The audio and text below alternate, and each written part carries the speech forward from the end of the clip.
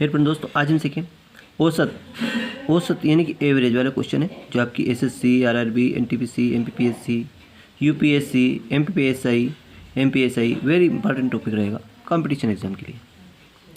आइए दोस्तों सीखते हैं। पहला प्रश्न, प्रथम 100 धन पूर्णांकों का औसत कितना होगा? 100 धन पूर्णांक। दोस्तों 100 धन पूर्णांक क्या होंगे? जैसे 1, 2, 3, 4 ऐसे जाएंगे अपन कहाँ तक? 100 तक। यही 100 धन पूर्णांक है ना। तो इनका औसत पूछ रहा है दोस्तों। औसत में यहाँ से देखते हैं कि पहली और दूसरी संख्या का अंतर कितना है? 1 है। इनका अंतर कितना है? 1 है। इनका अंतर 1 है। ये भी अंतर समान हो तो कुछ नहीं करना, पहली प्लस लास्ट। पहली संख्या कौन सी? 1 है।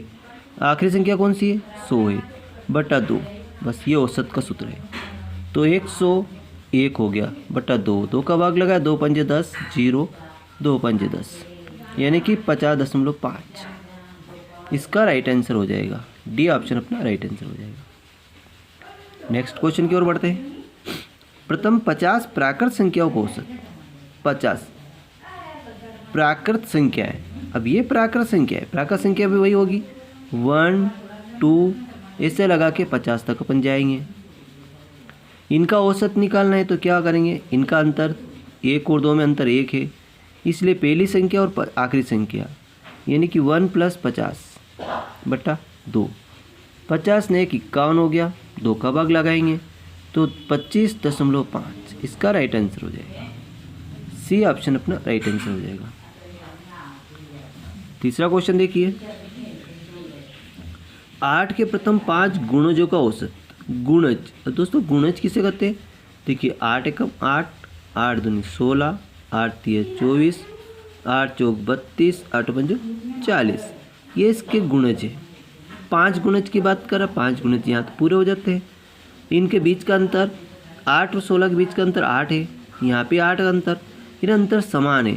तो इनका औसत निकालने के लिए पहली संख्या प्लस आखिरी संख्या, तो 8 + 40 कितना हुआ?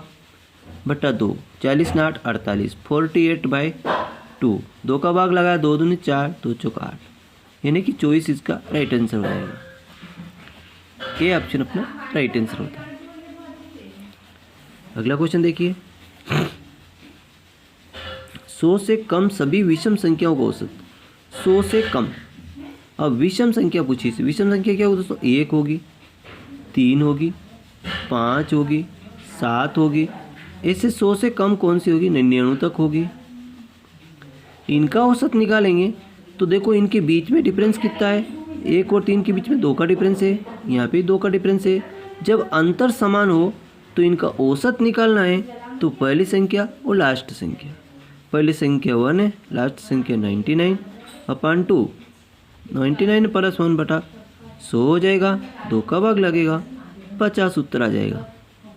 तो कौन सा ऑप्शन में आ रहा? ए ऑप्शन अपना राइट आंसर हो जाता है। अगला क्वेश्चन देखिए, 5वां क्वेश्चन, 50 तक सम प्राकृत संख्या का औसत। सम। अब इसमें सम पूछा है। पहली संख्या सम कौन सी होती है? 2 होती है, दूसरी होती है 4, तीसरी होती है 6, ऐसे करके अगली संख्या 50 तक की यानी 50 भी सम संख्या है। इनका बीच का डिफरेंस 2 है, यहाँ भी 2 है। तो पहली संख्या और लास्ट संख्या को जोड़ दीजिए, तो 2 + 50 जोड़ेंगे तो कितना होगा दोस्तों? 52 होगा। अपन 2 का भाग लगाएंगे तो 26 इसका आंसर आ जाएगा। तो सी ऑप्शन अपना राइट आंसर हो जाता है। अगला क्वेश्चन देखिए दोस्तों। वीडियो अच्छा लग रहा है लाइक करें और चैनल को सब्सक्राइब कर लें, क्यों आगे बहुत बड़े बड़े क्वेश्चन हैं, बहुत स्टेप बाय स्टेप आपको सीढ़ियाँ बाय सीढ़ियाँ कठिन क्वेश्चन आएंगे। अगला क्वेश्चन देखिए, 7 क्रमागत प्राकृत संख्याओं को औसत 33 है, सबसे छोटी संख्या क्या होगी? अब देखिए कई बार परीक्षा में पूछा गया है। 7 क्रमागत संख्या हैं जिनका औसत 33 है। अब देखो मान लो संख्या कितनी है? पहली संख्या ए है, दूसरी बी है, सी है, डी है, ई है और ए। कितनी हो गई? 2, 3, 4, 5, 6 और जी। ये 7 संख्या हो गई। इनका औसत कितना बता रहा? 33। कितना बता रहा? औसत का मतलब होता है बीच वाली संख्या। डी का मान कितना होगा, 33 होगा। औसत मतलब बीच की संख्या कितनी होगी, 33। और क्रमागत संख्या आ रही, कैसी आ रही, क्रमागत, क्रम से आ रही, तो ये क्रम से चल रही है 33 है, तो ये कितनी होगी, 32 होगी। ये कितनी होगी, 31 होगी। ये कितनी हो जाएगी, 30 हो जाएगी। सबसे छोटी पूछी है तो सबसे छोटी कितनी होगी, 30 होगी। यानी कि बी ऑप्शन पर राइट आंसर हो जाता है। अगर बड़ी पूछे तो यहाँ तक चले जाओ, ठीक है। अगला क्वेश्चन देखिए, 60 तक की सभी विषम प्राकृत संख्याओं का औसत, 60 तक और विषम, पहली संख्या 1 होगी, दूसरी 3 होगी, 5 होगी, 7 होगी। अगली संख्या 60 तक पूछा है दोस्तों, 60 तो सम संख्या है, इससे छोटी कौन सी होगी, 59। ये संख्या विषम है, क्योंकि विषम की बात कर रहे हैं। अब इसके बीच में अंतर कितना है, 2 का अंतर है ना, हर जगह। तो पहली संख्या और लास्ट संख्या जोड़ लीजिए, 59 और 1 जोड़ेंगे तो कितना होगा, 60। 60/2 का भाग लगाए तो कितना आएगा, 30। ये इसका राइट आंसर हो जाएगा। ये औसत आ गया। अगला क्वेश्चन देखिए, 5 क्रमागत विषम संख्याओं का औसत 95 है, तो आरोही क्रम में चौथी संख्या क्या होगी। अब संख्या कितनी, 5 है। देखिए पहली संख्या ए, दूसरी संख्या बी, सी, डी, ई, ये 5 संख्या है। अब कह रहा है इनका औसत 95 है। औसत का मतलब होता है बीच की संख्या। सी का मान कितना होगा, 95। और संख्या है विषम, संख्या है कौन सी है, विषम है, तो 95 से कम कितनी होगी, 93 होगी। इससे कम कितनी होगी, 91 होगी। इससे आगे बड़ी कौन सी होगी, 97 होगा। उससे बड़ी कौन सी होगी, 99 होगा। फिर कह रहा है कि आरोही क्रम में चौथी संख्या क्या होगी। आरोही का मतलब बढ़ते क्रम में, आरोही का मतलब भी आप याद रखें। आरोही का मतलब पूछे तो बढ़ते क्रम में, अगर अवरोही का पूछे तो घटते क्रम में। जैसे पूछे वैसे जवाब देना। यहाँ पूछा है आरोही क्रम में, मतलब बढ़ते क्रम में जाएंगे, तो 1 2 3 4, चौथी संख्या अपनी हो जाएगी 97, जो किस ऑप्शन में आ रहा है, डी ऑप्शन में आ रहा है। अगर आपसे अवरोही क्रम में पूछे तो 1 2 3 4 93 होगी। बस ये ध्यान रखने वाली बात है, ठीक है। तो बहुत सी बार एग्जाम पूछा गया, वेरी वेरी इंपॉर्टेंट टॉपिक रहेगा आपकी कंपटीशन एग्जाम में। अगला क्वेश्चन देखिए, ABCD 4 क्रमागत विषम संख्याओं को औसत 42 है, तो बी और डी का गुणनफल क्या होगा। देखिए संख्या कौन सी है आपके पास, ए, बी, सी, डी, 4 संख्या दे रखी है, जिनका औसत, ये संख्या भी कौन सी, विषम है, जिनका औसत 42 है, यानी 52। अब 52 कैसे आएगा दोस्तों, यहाँ पे इन दोनों के बीच में 2 संख्या है, और इनका बीच की वाली संख्या कितनी आ रही है, 42 आ रही है, 42 आ रही है। यहाँ दोनों के बीच औसत, यानी बीच में 42 संख्या आ रही है। यदि ये 42 है और विषम चाहिए तो 42 से पहले कौन सी होगी, 41 होगी। ये 41 है तो ये 39 होगी, और ये वाली होगी 43 होगी, ये वाली होगी 45 होगी।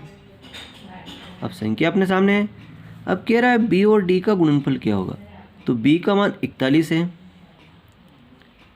और डी का गुणनफल 45 है, तो इसमें 45 का गुणा कर दीजिए। 5 एकम 5, 5 चौके 20, 4 एकम 4, 4 चौक 16, 5 और 4 छेदो 8, 1 1845, जो कि 1845 डी ऑप्शन में आ रहा है। ये अपना राइट आंसर हो जाएगा। अगला क्वेश्चन देखिए, 5 क्रमागत औसत संख्याओं का औसत x है, अगली 2 संख्या और मिला दी जाए तो औसत में क्या परिवर्तन होगा। अब दोस्तों औसत में क्या परिवर्तन होगा, 1 की वृद्धि होगी, 2 की होगी, 1 से 5 की वृद्धि होगी, या कोई परिवर्तन नहीं होगा, कुछ तो होगा, देखते हैं। 5 क्रमागत संख्या है का औसत x। देखो 5 क्रमागत संख्या देख लीजिए आप, पहली 1 + 2 + 3 + 4 + 5। अगर इनका औसत निकाले तो कितना आता दोस्तों, देखिए ये कह रहा है x है, इनका औसत x है, तो x बराबर कितना आएगा देखते हैं। देखो 5 × 4 9, 3 12, 14 15, तो बराबर होगा 15/5। 5 से काटेंगे तो कितना आएगा 3, यानी कि x का मान कितना आ गया 3 आ गया। ठीक है, अब कह रहा है कि इसमें अगले 2 संख्या और मिला दी जाए, तो 2 और बढ़ा दो, फिर कितना होगा देखिए 1 + 2 + 3 + 4 + 5। अब ये तो है ही, 2 और मिला दो, 6 + 7। अब कितना होगा देखिए, तो 15 तो यहाँ हो गया, 15 × 6 21, 7 28, 28/7 का भाग लगाएं, 7 × 4 28। तो दोस्तों 2 संख्या और मिलाने से पहले औसत 3 आ रहा था, अब औसत 4 हो गया। कितना डिफरेंस आया 1 का, 1 की वृद्धि हो गई। 1 की क्या होगी दोस्तों, इसमें 1 की वृद्धि हो गई। पहले 3 था, अब कितना हो गया 4 हो गया, यानी कि 1 की वृद्धि हो जाएगी, 1 की वृद्धि होगी। तो वेरी इंपॉर्टेंट है, लास्ट स्टेप है। इसके अलावा एक क्वेश्चन मैं आपके लिए कमेंट के लिए छोड़ रहा हूँ। प्रथम, ये क्वेश्चन आप कमेंट कीजिएगा, नहीं तो मैं अगले वीडियो में बताऊँगा। प्रथम 9 अभाज्य संख्याओं का औसत क्या होगा, इसके लिए आप कमेंट जरूर कीजिएगा। प्रथम 9 अभाज्य संख्याओं का औसत क्या होगा, इसके लिए आप कमेंट जरूर कीजिएगा। नहीं आता तो मैं आपको नेक्स्ट वीडियो में सिखाने वाला हूँ, जिसके लिए आप वेट कीजिए। थैंक यू दोस्तों। अगर आपको आता है कमेंट कीजिए, नहीं आता तो मैं नेक्स्ट वीडियो में आपको बताने वाला हूँ प्रथम 9 अभाज्य संख्याओं का औसत क्या होगा। ठीक है, थैंक यू दोस्तों। वीडियो अच्छा लगे लाइक करें और चैनल को सब्सक्राइब करना न भूलें।